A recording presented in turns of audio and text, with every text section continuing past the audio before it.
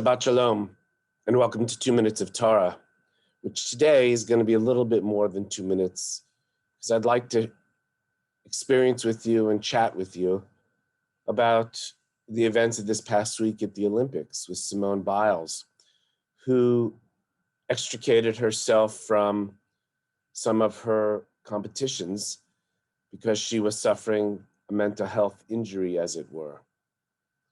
And in today's society, we have to look at mental health in the exact same way we look at physical health. In fact, one could make the argument that mental health is a brain disease, a physical ailment. And so we have to care for our mental health just as we care for every other part of our body. In listening to the stories this week and her courage to take care of herself, I was reminded of the story that I've shared here at Temple before, when a man went to see his physician because he wasn't feeling well. Doctor, he said, I'm suffering from a dark and unshakable depression. Nothing I do gives me any relief. I'm overwhelmed with pain, and most days I can't even make it out of bed. Doctor, what should I do? The doctor thought for a moment, then offered the following treatment plan. This is what you need to do. Tonight, go to the theater where the great Carlini is performing. He's the funniest man in the world, and everybody who sees him finds him hysterical. By all means, go see Carlini. He is guaranteed to make you laugh and drive away your depression.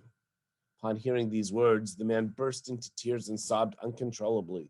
But doctor, he said, I am Carlini.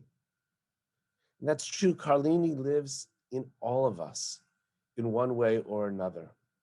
And as a spiritual community, we must hold one another tightly and lift one another up. You know, mental illness is what we call the non-casserole illness.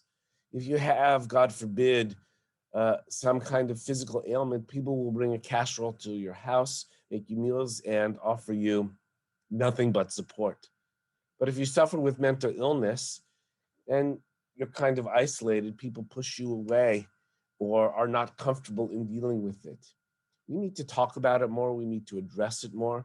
And we need to just understand that mental health is so very important and ought to be taken as seriously with no shame or stigma attached to it as we do anything else that we focus on about our physical bodies. In that spirit, I'd just like to conclude with a prayer by Rabbi Kula, who said, may the one who blessed our ancestors bless all who live with mental illness and our caregivers, families, and friends as well. May we walk in the footsteps of Jacob, King Saul, Miriam, Hannah, and Naomi, who struggled with dark moods, hopelessness, isolation, and terrors, but survived and led the people. Just as the biblical character Jacob spent the night wrestling with the angel and prevailed, as is in our sanctuary, may all who live with mental illness be granted the endurance to wrestle with pain and prevail night upon night.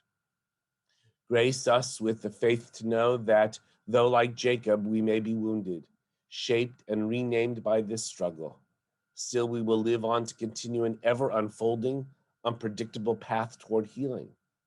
May we not be alone on this path, but accompanied by our families, friends, caregivers, ancestors, our congregation, and the divine presence. Surround us with loving kindness, grace, and companionship, and spread over us a Sukkot Shalom, a shelter of peace and wholeness, and let us say, Amen.